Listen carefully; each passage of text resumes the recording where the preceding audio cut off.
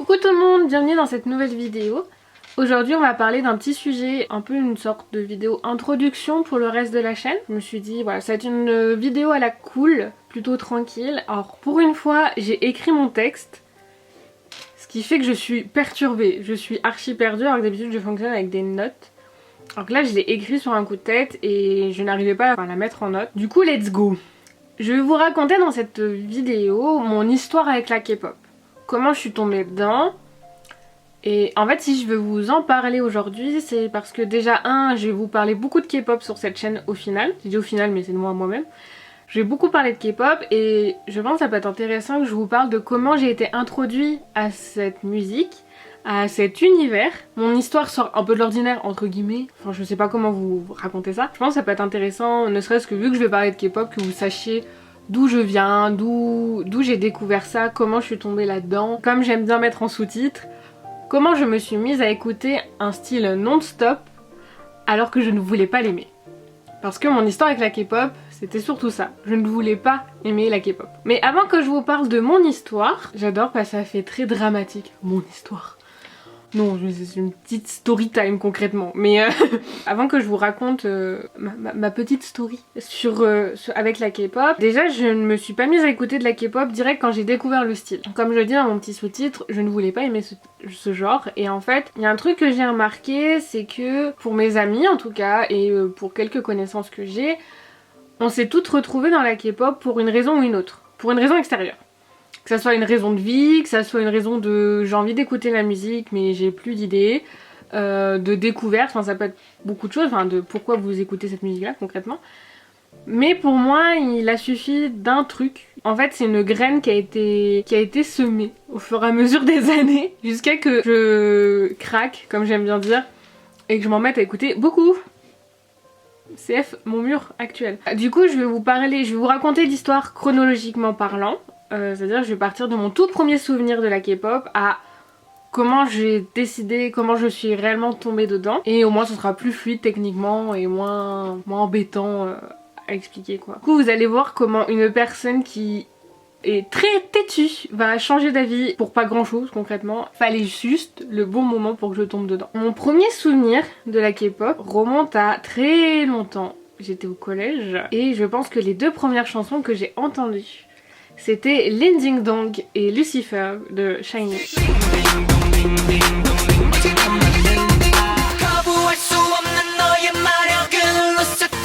Qui sont actuellement des chansons iconiques de la K-pop. Voilà, j'ai découvert ça quand ma soeur est tombée dedans. Enfin, elle a commencé à écouter un peu de K-pop à côté de tout ce qui était J-pop, Visual Kei et tout ça. Je me souviens de Lin Ding Dong, on avait beaucoup rigolé dessus. Et clairement j'avais un crush un peu inavoué sur Taemin dans Lucifer, mais en fait pas plus. C'est-à-dire que moi à l'époque, je fais écho à ma grosse vidéo de discussion sur mes passages sur scène. J'écoutais surtout de la J-pop et surtout, beaucoup, du Vocaloid et AKB48. J'écoutais surtout ça en fait, j'écoutais surtout du japonais. J'étais très arrêtée. Musicalement parlant, j'étais très focus sur ce que j'aimais et en fait le Vocaloid me donnait ce dont j'avais besoin, c'est-à-dire que j'arrivais à trouver les styles qui me plaisaient sans me poser trop de questions et j'avais de la musique illimitée et voilà. Et étonnamment, même quand ma soeur a découvert Twice et s'est mise à écouter un peu Twice de son côté, je ne suis pas tombée dedans alors que c'est clairement un style dans lequel j'aurais pu tomber dedans parce que un peu le même univers AKB, donc bah très K-pop, hein, pas J-pop, mais j'aurais pu tomber dedans vu ce que j'aimais. Mais non, la mayonnaise a pas pris avec moi et je vous avoue à l'époque, je m'en fichais en fait. J'étais vraiment à 10 000 km de ça, j'écoutais ma musique, j'écoutais AKB, j'étais très ravie, ça me suffisait. Puis j'ai un peu grandi et j'ai commencé à faire des conventions. Et je me suis surtout beaucoup investie dans les idoles japonaises comme AKB48 encore une fois, et surtout en fait après avoir regardé l'anime AKB 0048 qui est clairement je pense un de mes piliers de mon amour pour les idoles en général, et Love Live.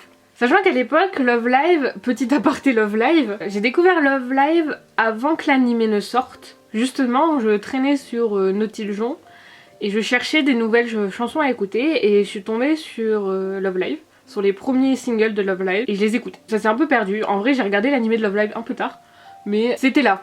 Genre vraiment, Love Live était déjà là dans ma vie. Donc j'ai commencé à faire des conventions et voilà, j'étais très investie dans l'idol japonaise. Vraiment c'était cet univers là qui me plaisait, c'est-à-dire l'univers afro-frou, l'univers kawaii, l'univers cute. Donc voilà, concrètement, à cette époque là, je ne saurais pas vous dire d'où me venait cette haine. Je mets des guillemets s'il vous plaît.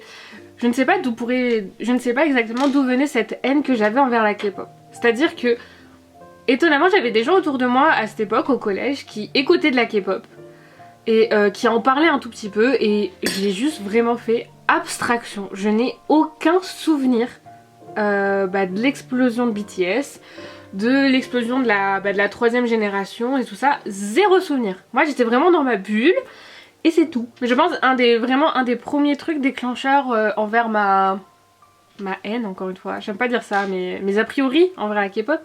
C'est que, justement, encore une fois, à un moment donné, je cherchais à écouter d'autres idoles.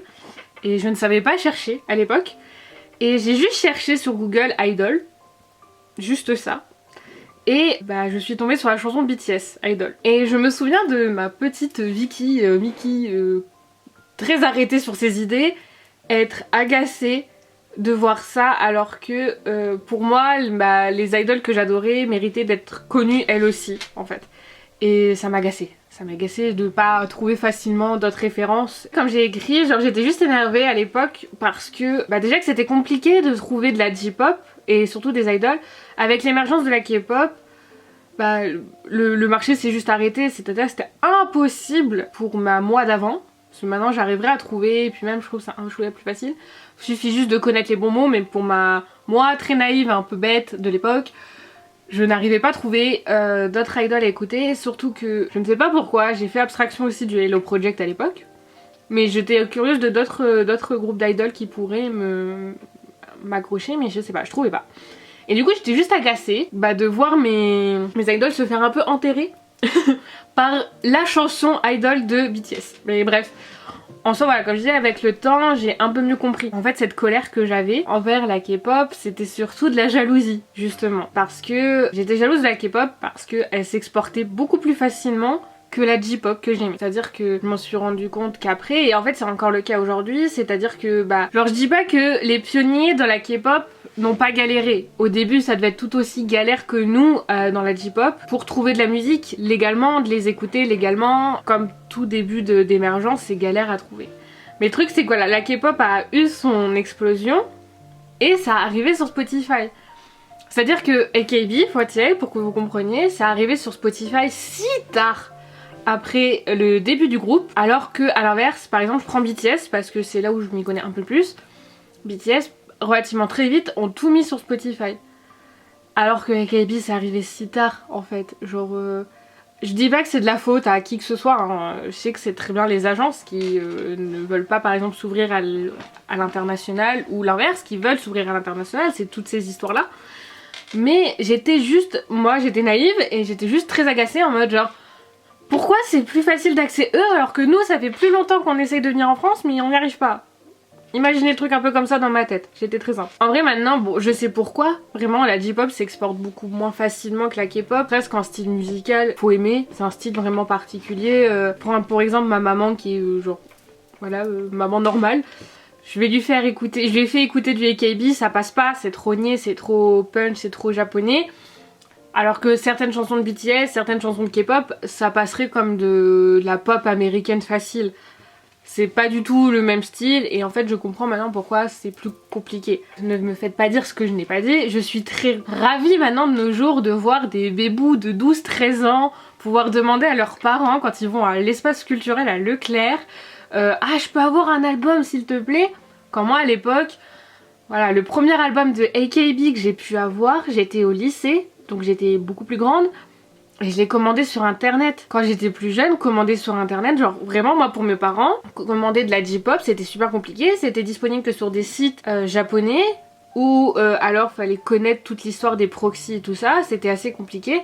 Le seul album de AKB que je n'ai jamais pu commander sur internet, c'était celui des 10 ans et j'étais plus vieille et c'était un cadeau de Noël que je me suis commandé moi-même. C'était pas pareil. Maintenant je pourrais fournir une liste d'albums de K-pop en leur disant maman tu vas à Cultura, débrouille-toi, comme si je lui demandais de m'acheter un CD normal. Donc en vrai je suis très contente pour là, toutes les bébouilles là, qui rentrent dans cet univers, qui s'intéressent à ça, bah pouvoir y avoir accès facilement, contrairement ma génération, voire encore pire à la génération de mon frère et ma soeur par exemple. Pendant ces années-là, donc moi du coup à ce moment-là, à ces époques-là, donc j'avais 14, 15, 16, 17 ans, bah ma jalousie envers la K-pop a juste grandi. Vraiment, elle a juste grandi et s'est un peu transformée en mépris, surtout en convention. Petite anecdote, comme dans ma convention locale, Clermont Geek, j'ai vu apparaître la K-pop dans les allées et au concours de danse. Alors pour celles qui passaient sur scène en K-pop, même si, encore une fois, j'ai fait abstraction des chansons qui passaient, mon cerveau, il a fait le tri tout seul, j'étais admirative du niveau de danse, ça c'est sûr. Ce qui m'agaçait le plus, c'était les filles, enfin je dis souvent filles, mais voilà, je dis les personnes random qui dansaient au milieu des allées, toutes petites, sans respecter les autres autour, ou alors qui criaient comme des groupies stéréotypées pendant le concours de danse. C'était juste irrespectueux pour les gens autour. Et c'était pas du style encourager le groupe, non, c'était elles criaient comme si leur groupe passait devant elles, tu vois. Et ça m'agaçait plus qu'autre chose, c'est en mode genre le respect quoi. Du coup ça clairement ça m'a pas aidé. Genre vraiment j'avais des stéréotypes et des a priori envers la K-pop gigantesques. Et en fait à partir de là j'ai continué à faire abstraction et je suis restée dans ma bulle en mode genre non mais jamais j'écouterai de la K-pop et c'est tout quoi. Laissez-moi ma J-pop, laissez-moi mes chanteurs japonais, laissez-moi là-dedans et je suis très heureuse. Et pour vous dire, j'étais tellement arrêtée sur l'idée et sur ça qu'une de mes amies qui écoute de la K-pop depuis perpète les alouettes osait à peine m'en parler en fait. Genre surtout au collège par exemple, elle osait pas du tout en parler parce que j'avais des énormes a priori dessus. Coucou Kano. Love sur toi. Pour que je vous en parle aujourd'hui, vous vous en doutez, les choses ont commencé à changer. Et heureusement. Sinon il n'y aurait pas tout ça. Il n'y a qu'une bonne partie. Il n'y a qu'une toute petite partie ici, mais j'aime ma collection. Mais voilà, les choses ont commencé à changer, vous vous en doutez. Avec le recul, un truc vraiment cool avec moi, c'est qu'en termes de musique, je suis pas difficile. Je me suis mise à écouter de tout. Et même sur les genres, avec beaucoup d'a priori, suffit de trouver la bonne personne pour vous introduire à ça et ça fonctionne. En vrai, si vous demandez à la petite Mickey de quand j'avais 10 ans, qu'elle écouterait du 21 Pilots, qu'elle connaîtrait des sons par cœur de Orelsan et qu'elle se mettrait à écouter de la K-pop, elle vous rirait au nez en mode jamais. Bah ma petite, si tu savais. Et en fait c'est ça que j'adore, j'ai été élevée là-dedans en fait, à aimer tout style de musique. Même celle sur laquelle j'avais beaucoup d'a priori. Et heureusement, je suis contente d'avoir changé d'avis et maintenant d'écouter encore plus de diversité musicale qu'avant. Du coup, au bout d'un moment, j'étais clairement trop curieuse. J'étais dans une période où je savais plus trop quoi écouter. Du coup, voilà, entre temps, ma coloc / meilleure amie s'est mise à écouter un peu Blackpink. Du coup, ça a fini par finir de me piquer par curiosité. Du coup, j'ai envoyé un message à ma référence K-pop, qui est du coup Kano, beaucoup encore, qui du coup je lui avais demandé de me faire une sélection de musique qu'elle penserait que j'apprécierais. Et c'est là où elle m'a envoyé principalement du Seventeen et un peu de NCT, vu qu'elle était là-dedans.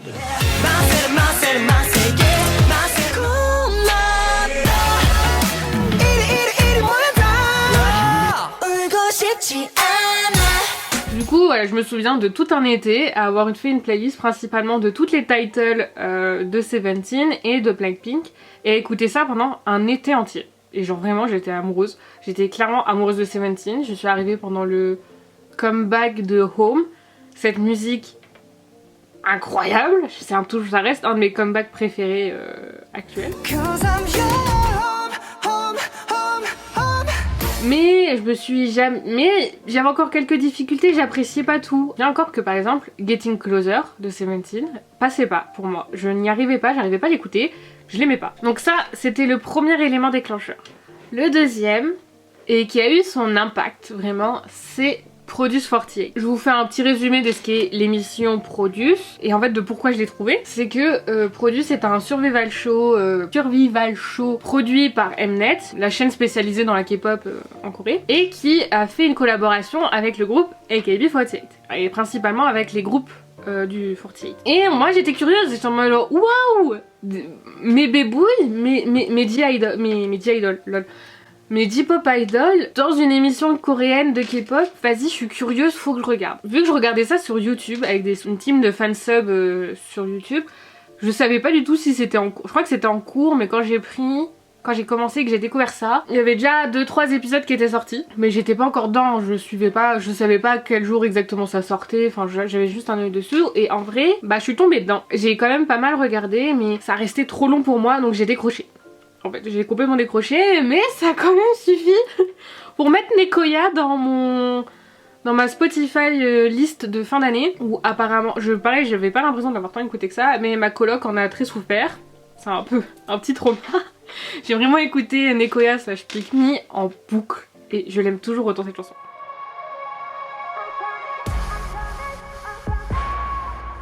C'est un peu la formule parfaite pour moi pour m'introduire à l'univers des K-pop idols, parce que ça mélangeait les deux. Ça mélangeait J-pop et K-pop, et c'était juste vraiment le meilleur mélange pour m'introduire à ça. Sachant que voilà, pour moi c'était le mélange parfait, parce que bah, j'étais amoureuse des idols en général. Il fallait juste que je trouve comment découvrir les idols dans la K-pop en Corée. Et franchement c'était trop bien. Enfin franchement ça a été une des graines les plus importantes qui a pu se planter dans mon esprit. Ça a été Produce 48. Malheureusement, je n'ai pas vu le début de IZ*ONE, pas comment on le dit. Mais voilà, j'ai quand même une petite affection particulière pour ce groupe, même si je ne les ai pas vus début et que je les ai vus brièvement disband 3 ans après. Mais ensuite, après ça, plus rien. J'écoutais moins en moins Seventeen et Blackpink. Je suis rentrée dans ma phase comédie musicale à écouter très beaucoup Heathers, et ensuite j'ai découvert Hamilton. Et après j'écoutais toujours la même tambouille, c'est-à-dire j'ai découvert Minami, Kenshi Yonezu, Yoko Miyama et d'autres que j'écoutais vraiment beaucoup à l'époque. Et beaucoup sur YouTube. Étonnamment, j'ai découvert ces artistes japonais sur YouTube en premier. Mais voilà, j'étais surtout toujours autant dans la musique japonaise et comédie musicale. Enfin bref, j'écoutais toujours tout, mais la K-pop était encore passée en arrière-plan. Et puis un jour j'ai ouvert les yeux surtout. Du coup, mon ami Kano parlait beaucoup de Stray Kids sur les réseaux, au point que j'avais retenu un peu le nom. Et une après-midi, elle est venue à la maison et j'étais dans un bon mood, j'étais ouverte d'esprit, je lui ai dit vas-y, parle-moi de Stray Kids, parle-moi de ce groupe que t'adores par-dessus tout à ce moment-là. Parle-moi-en. Elle m'en a tellement parlé qu'elle est restée dormir à la maison, tellement qu'elle passionnée, elle m'expliquait tout et j'étais curieuse de tout. Et elle m'a montré énormément. Et voilà, mon premier amour, mon vrai premier amour a été l'Eventer. J'ai pas de souvenir du clip, mais la musique était restée, et Backdoor, parce que c'était l'époque de Backdoor à ce moment-là. Hey, you wanna come in? Pour vous dire, ce sont les 2 seules chansons de K-pop qui étaient dans ma playlist 2020 Spotify. Il y avait l'Eventer et Backdoor qui se disputaient des bonnes places. Et c'est tout. Je suis pas tombée à ce moment-là dedans, mais clairement Stray Kids était dans un coin de ma tête. On rajoute à ce moment-là une autre amie qui regardait beaucoup les perfs de BTS pour le show, parce qu'ils sont incroyables. Et bah je suis pas indifférente au show, je trouve ça toujours autant magnifique, et moi aussi ça avait commencé à faire son petit bonhomme de chemin. Là on commençait à voir la fleur bientôt s'ouvrir. Vraiment. Et tout ça, je vous parle du coup, ma découverte de Stray Kids c'était en septembre. S'en suivi du confinement de novembre, que j'ai passé toute seule, qui a été très dur personnellement. Et en fait un jour, ma meilleure amie, ma coloc, mon amie de toujours, et m'a envoyé un message en mode genre Vicky, je suis désolée, j'écoute BTS. Et le jour où elle m'a envoyé ça, j'ai dit ok, j'en ai plus rien à faire. Si elle écoute BTS, je me mets à écouter Stray Kids. Mais vraiment en mode genre je rends les armes, j'arrête de me battre. À ce moment là, j'ai écouté Stray Kids tout Noël, toute l'année, et c'était le début de la fin. J'ai écouté Stray Kids et après je me suis intéressée à tous les autres groupes, BTS, et après j'ai découvert grâce à Kingdom et d'autres trucs, ATEEZ, TXT. Récemment je suis enfin tombée dans les girl groups avec Purple Kiss, j'écoute BTS, enfin bref, maintenant j'écoute tout plein de choses. Et en soi, que je me jette à pieds joints là-dedans, c'était la suite logique de mon amour pour les idoles en général. Parce que c'est clairement le même univers avec d'autres règles, d'autres attentes, mais c'est l'univers des idoles que j'adore en fait, que j'aime énormément, et c'était juste une suite logique à ce que je m'intéresse à ça. Écouter leur musique, principalement Stray Kids, c'est ouf parce que j'ai vraiment écouté très beaucoup Stray Kids. Je vais faire chez tout le monde avec Stray Kids, je suis désolée. C'est vraiment Stray Kids qui m'a fait tomber amoureuse de la K-pop en général et m'y intéresser. Et en fait, je suis tombée sur des personnes que maintenant j'admire comme pas possible. J'ai très hâte de vous en parler un peu plus, de vous parler de cette passion que j'ai, de cette admiration que j'ai aussi pour ces personnes-là. Leur musique m'ont beaucoup aidé pendant une période très compliquée de ma vie et m'aident encore tous les jours. Et c'est un peu gnangnan dit comme ça, mais clairement la musique m'a toujours aidée. J'ai toujours passé ma vie à écouter de la musique, même au collège, j'ai toujours eu un MP3, j'ai toujours eu des écouteurs. J'ai toujours une paire d'écouteurs de secours au cas où. J'ai toujours besoin de musique en fait. À ce moment-là, j'en avais vraiment besoin et c'est tombé sur Stray Kids. Et les messages qu'ils font passer, leur style musical déjà, bah c'est incroyable. Ça a beaucoup fonctionné avec moi et clairement cette musique m'a aidée et me rend toujours autant heureuse. Je pense que ça se voit. Même si je suis un pigeon, même si j'adore dépenser mon argent là-dedans parce que je le peux. Bien heureuse en fait d'avoir trouvé ça et d'être enfin tombée dans la K-pop. Et maintenant... bah, j'ai décidé de l'assumer au plus haut point, de pas avoir honte et je veux entre guillemets me battre contre ça, de arrêter qu'on ait honte d'aimer la K-pop parce que certes beaucoup de gens ont des a priori sur les fans de K-pop en France par exemple, même un peu partout, mais j'ai pas envie d'avoir honte d'aimer cette musique là en fait. Parce que c'est de la musique avant tout. Donc je défendrai contre bec et ongle, avec bec et ongle, je sais plus c'est quoi l'expression. Mais je défendrai cette musique contre tout parce que derrière ça il y a des producteurs, il y a des personnes qui écrivent les lyrics, il y en a qui réfléchissent. C'est de la bonne musique. Il y en a pour tous les goûts, littéralement. Bon, je crois que c'est bon. J'ai fait ma petite conclusion un peu mielleuse, un peu toute douce là. Voilà mon histoire avec la K-pop. Je continuerai à en parler car je vais tourner la chaîne un peu là-dessus, parler de K-pop et de mes différentes expériences. J'ai très hâte de vous en parler. Au final cette histoire je la trouve plutôt rigolote parce qu'elle me ressemble bien. Concrètement faut jamais dire jamais, soyez pas fermés d'esprit, c'est le principal, vraiment. J'espère que cette vidéo vous aura plu, j'espère qu'elle va bien rendre, je pense pas qu'elle soit très longue. C'est vraiment une petite introduction pour finir le mois de novembre. Soyez au rendez-vous, j'ai bien l'intention d'être réellement là plus souvent. Prochaine grosse vidéo, je travaille déjà dessus, j'ai très hâte de la tourner et de la monter. N'oubliez pas de vous abonner s'il vous plaît, mettre la petite cloche, un petit j'aime, un petit commentaire si vous pouvez. Ça me ferait très plaisir. J'ai très hâte de revenir avec d'autres vidéos sur la K-pop, de vous parler de la Corée, de vous parler de mes amours pour les idols, parce que je ne vais pas m'arrêter à la K-pop. Et je vous dis surtout à très vite. Bye bye.